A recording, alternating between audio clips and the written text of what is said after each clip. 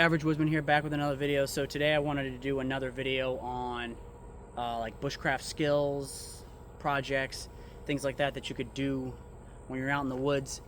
I think these are important to learn, especially if you want to kind of dive more into bushcraft camping, like primitive style camping, wilderness survival, all those types of all those things that a lot of people seem to be getting into over the past several years.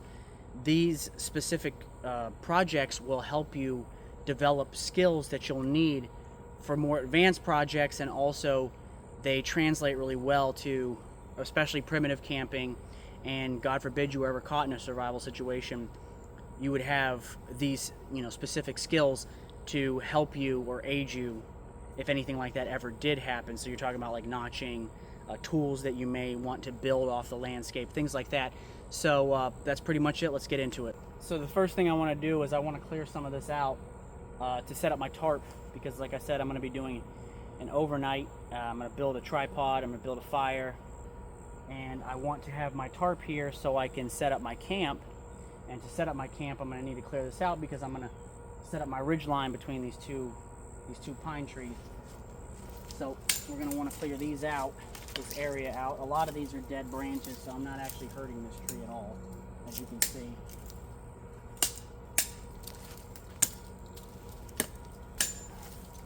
Alright, so now that I have this kind of cleared out, I'm going to set up my ridge line. That's why it's really important to have your ridge line set up with a bow line and then just a little overhand knot for a stop knot. I'm going to want to go around this tree like so. I'm going to want to pull this tight all the way around the tree. I got a long ridge line here.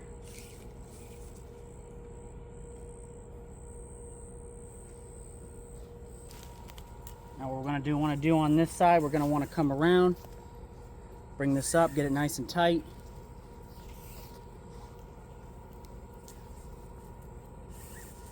Want it to be similar in height. Bring this up a little bit to make sure that we're pretty much good. So I wanted to move the camera so you guys could see this better. So what you're going to want to do, create a loop, bring the tag end back through. This will create a slip knot in the line. Alright, you can actually bring this down a little bit. You're going to want to run your tag end through this knot. Like I said, this is a long piece of paracord. This is my ridge line. What you're going to want to do is bring this back, tighten this out. Make sure you guys can see this. Tighten this out. Make sure you get it nice and tight. Alright, you're going to want to pinch it. What you're going to do is you're going to come over the loop.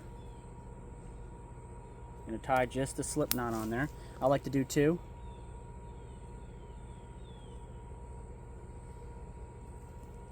I'm sorry, an overhand knot, not a slip knot. I don't know why I said slip knot. So after you got your overhand knots, you're going to want to take your tag end and just go back and forth, back and forth, till you get all the line up so you don't have all the excess line hanging. You can put it through here. Alright, once you get your ridge line set up, this is why it's important to have your ridge line already pre-made. Right here I have just a couple of prusik loops on here. That way I can set up my tarp. Grabbed a couple of just toggles, so I just broke off a couple of pieces of a branch. Got my 3 toggles, and I have my tarp, which I'm going to set up right now. I'll show you guys. You can see you put the toggle through. Let me loosen this. So you're going to put your prusik loop through, the toggle through that, and then you'll pull it tight along your ridge line, and this locks it in place. So this is nice and tight, it's not going anywhere, and this toggle is what's holding it in place. You'll do that on one side, one in the middle, and then one on the opposite side. You're going to want to stake off each end. As you can see, stake off each end, and then just go ahead and tie. I just took a piece of bank line and I tied that off to where the hood is on my poncho. Tied it right off to this pine tree right here. Just used a regular, just wrapped it around a few times and just did a quick square knot, and that'll be good. So what I'm going to want to do is decide exactly how large I want my mallet portion to be and how long I want my handle. So I would say handle, mallet. So I'll start the mallet maybe around right here. So then we'll just cut. We're going to want to cut all the way around. And you don't want to go all the way through it, obviously, because this is where your handle's going to be.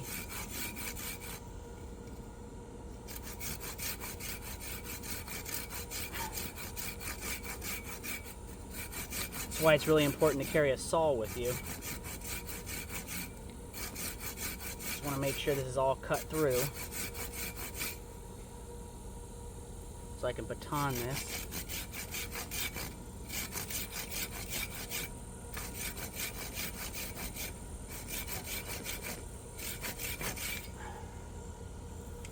Good. Go ahead and take this. I'm going to take my knife and we'll go ahead and baton some of these pieces off.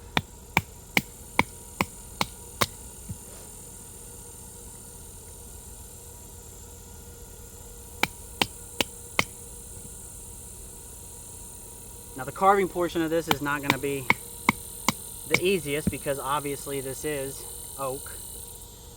And oak is definitely a hardwood. With that said, it won't be impossible. I've made batons out of oak plenty of times over the years, and they work really well. Like I said, they last a very long time, which is, you know, pretty important.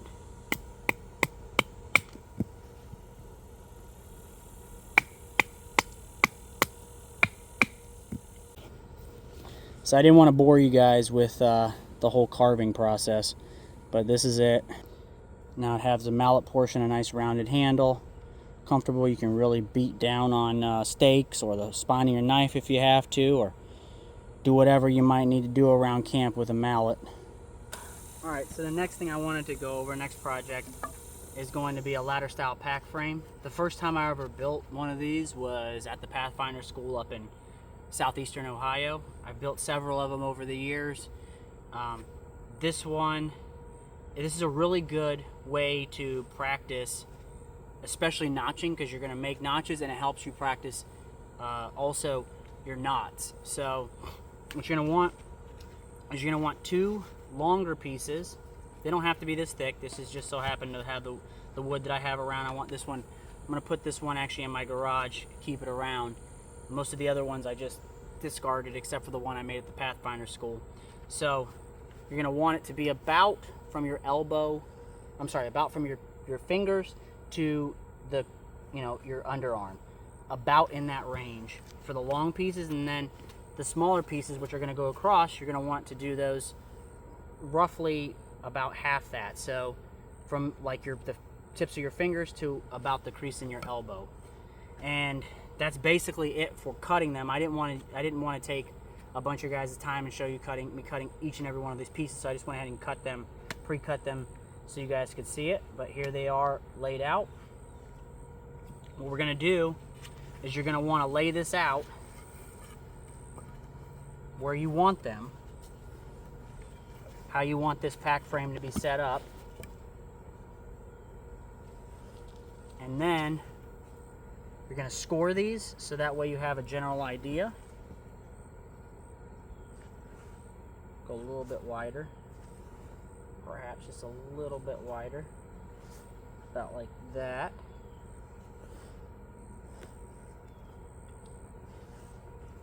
So I'll do mine in those areas. I'll take my knife, and then you're just going to want to score them on each side.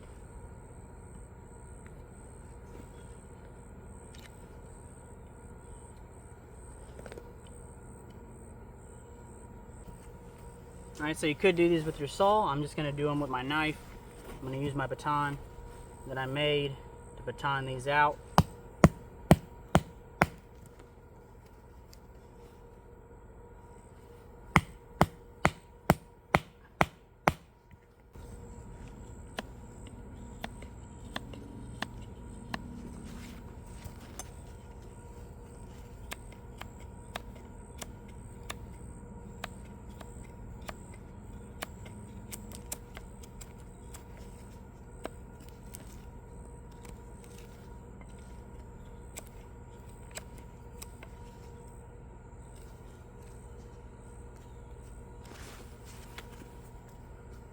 Alright, so let's make some more scores on this for the opposite side, because we're going to want to do the same thing for this one.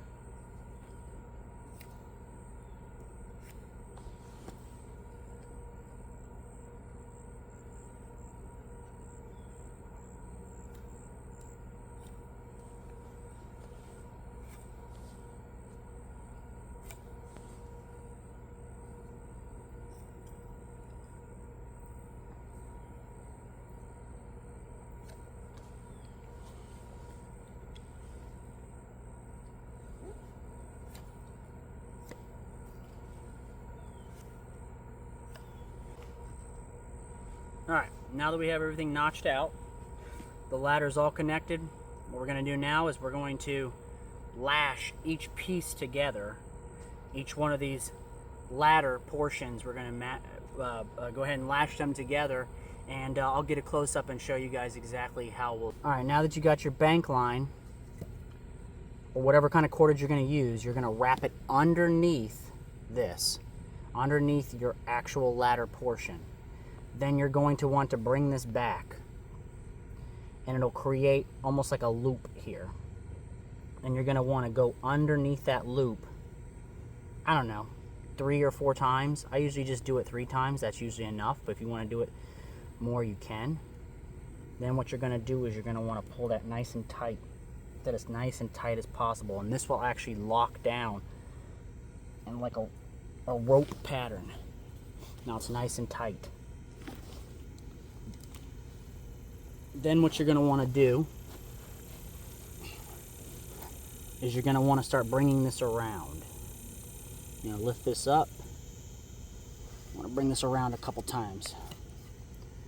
2 or 3 times depending on how you want it. Make sure you keep it nice and tight. Wrap it around this small extension. And then you're going to want to basically do the same thing. Do it 3 times. Do it a couple times underneath this one. It's nice and tight.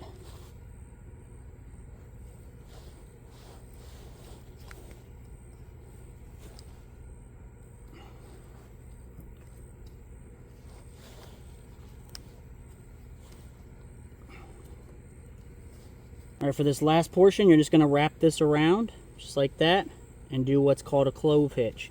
You're going to come around, again, creating almost what looks like an X. Make sure this is nice and tight.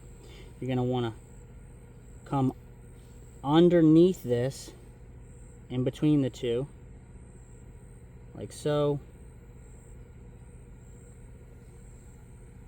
which will actually go ahead and secure this down.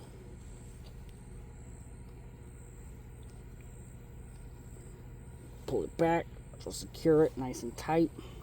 And then just do a little overhand knot to lock that in. I like to do 2 overhand knots on it, right on top of each other to lock that in nice and tight so it won't go anywhere.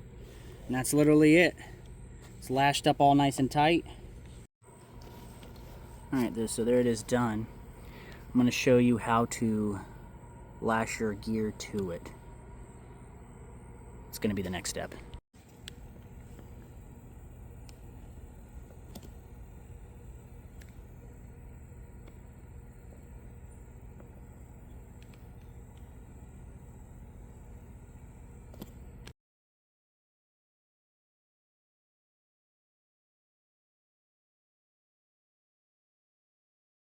I've done this before with a wool blanket. I've also done it with a tarp. I've never done it with a shemagh, and it seems to work pretty well. It kind of just shows the versatility of this style pack frame, honestly. So how you do it, you're going to take and you're going to put a bowline knot on one side. This will go through here. This rung right here, this extended piece that's coming out of the ladder. You're going to wrap. You want to wrap your bank line around, or paracord, or whatever you have. You're going to want to wrap it around twice around here and pull it tight, nice and tight. Then I like to wrap mine around. You're going to take and come up here, nice and tight. Wrap this around the top portion. Bring all this extra line, and I'm doing this with bank line. I've never done it with bank line. I usually do this with paracord, or you can even do this with other types of straps.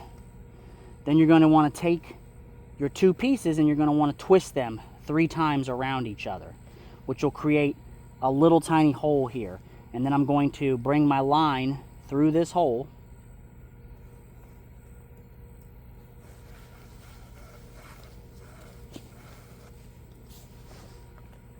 Through this hole, and then you're going to want to pull it back down. This will create almost like a diamond shape. I don't know if you guys can see that because the shemagh is kind of wrapped around in it. I've never done, like I said, this is the first time I've done it with a shemagh. Usually the whole thing is covered by like a wool blanket or a tarp or something like that as the main container over the pack frame. But I'm doing this just to see because I wanted to test it. So once you have this, you're going to do the same type of thing. You're going to wrap this around the back side. Come around here, wrap it around there. Come down. You're going to want to go over, under this, and you're going to want to bring this extra line through that hole that you created. Bring that down. That's going to secure everything, and you're going to do the same thing. You're going to wrap it underneath. Now once you get this nice and tight, you're going to want to tie another clove hitch, just like you did when you were tying the actual ladder pack frame. Make your X, come around. This one's going to be a little bit more pain because of the simple fact that we have so much extra line here. It's going to be a pain. Can be done.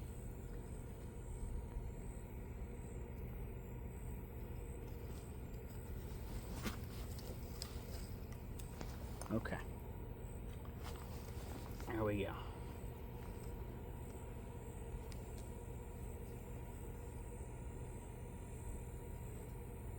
To do that clove hitch, you can just kind of wrap this however you want with the excess line. Just going to wrap it around a few times here just to get rid of it.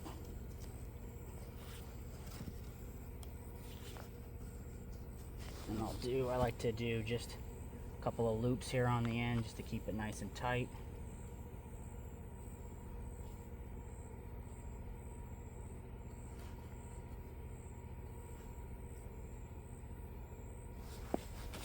There you go. I generally like to keep some extra paracord in with my tarp, another rapid deploy ridgeline, which actually comes in handy here because this is what I'll use to create the straps for this. So you're just going to want to come over, pull the line through, pull that tight. This will create what's called a lark's head. And then you'll take your two straps, down here so you guys can see. And you'll just wrap one around the bottom, wrap the other one around the bottom, and then this will be your belt to wrap around your waist to tie this tight. So I'll show you guys what that looks like. Alright, so that's the video. I figured that it would be fun and also informative to show you guys out there these skills. They don't just pertain to bushcraft, they're just fun to do, and they also pertain to camping, like primitive style camping, or even survival, especially with how to correctly set up a ridgeline for your tarp or poncho or whatever you're carrying on you. That could be used in an actual emergency situation. Also, if something happened to your pack, it got damaged, torn, and you didn't have the ability to repair it, or it was just completely thrashed, you could make a pack frame, put all of your gear inside of that, whatever you're carrying, whether that be your tarp or your shemagh, wool blanket, whatever you're carrying, you can put that inside, put all your gear inside there, tie that to your actual pack frame that you created off the landscape, and use that. Also, everyone knows having some sort of a mallet or baton isn't super important to have around camp. It's a really useful tool. So just remember to like, subscribe, share these videos with your friends and family. Remember, I have a different channel, or second channel, that I just post YouTube shorts to. If you want to check that out, I'll put it down in the description. Be safe, stay dangerous, and I'll catch you in the next.